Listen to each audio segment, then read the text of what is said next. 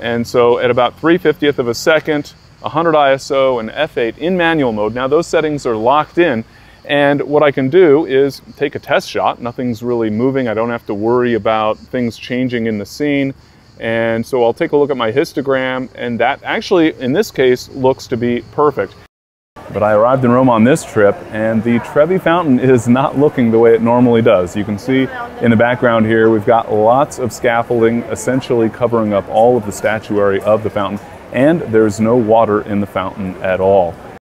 This is really just a magnificent building. One of the unique things about it is that it has a porch on the front, if you will, with large columns, a very large open area, a peaked facade. It really is a magnificent building, and there's a piazza in the front, so you have plenty of space to move around and find interesting vantage points for the building. But the real treat is inside. And one of the things that I think is most unique about the Pantheon is that domed ceiling. The ceiling actually has a hole up at the center of it, about 30 feet wide, so that you get sunlight casting right through into the inside of the building. And if it happens to be raining, you'll also get rain in there. In fact, there are holes, drainage holes in the floor, so that when it rains and the water comes into the building, the water can drain away. But we also get nice light cast through that hole. Unfortunately, not enough light to really get fast shutter speeds, and we're not allowed to use tripods or flash inside the Pantheon, and so it can be a bit of a challenge to get a good exposure.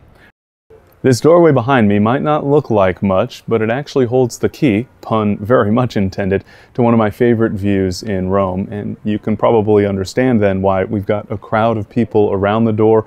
In many cases, you'll find people waiting in line to get their chance to look through the keyhole. Because through that keyhole, you're looking down a pathway, essentially down a tunnel made of shrubbery, and at the end of that little tunnel, we'll see the Basilica, St. Peter's Basilica in Vatican City.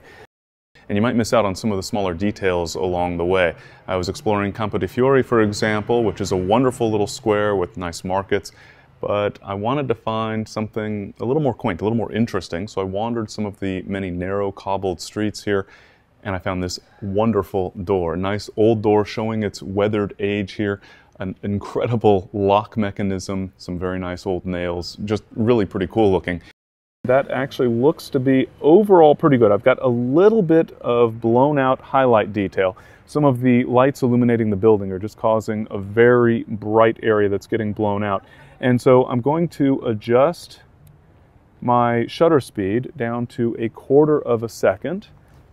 I'll take that capture, and that looks much better. I'll go ahead and take a close look at the composition by turning off my histogram, and that looks great. So now I have a shot that includes all of the highlight detail in the photo.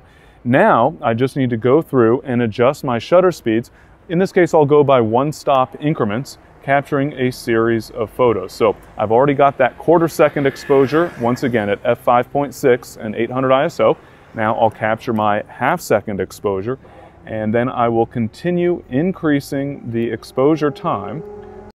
To be sure, photographing the Coliseum during the day, that works wonderfully well, but I want to photograph at night. It just makes what's already an iconic scene that much more interesting.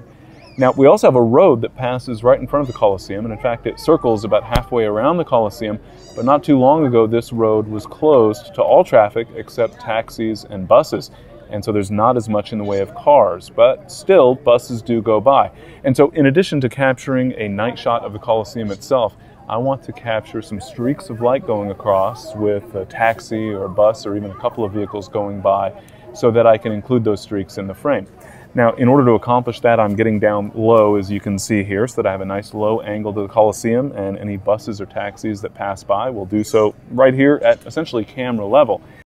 So I have most certainly found a better vantage point from which to photograph St. Peter's Basilica. I got outside of St. Peter's Square, up along the river here, and there's a bridge you might be able to see between me and the Basilica. Of course, the river in the foreground. Just so happens I'm here at sunset, and we have a beautiful sky behind the Basilica. The sun is setting behind the Basilica, and that's providing some great photographic opportunities. Now, I have framed up the scene and I've set my focus, but I want to check my overall exposure. So let's take a look at that exposure, and I can see that I have a fair amount of the lights, especially the lights on the Basilica, that are just completely blown out.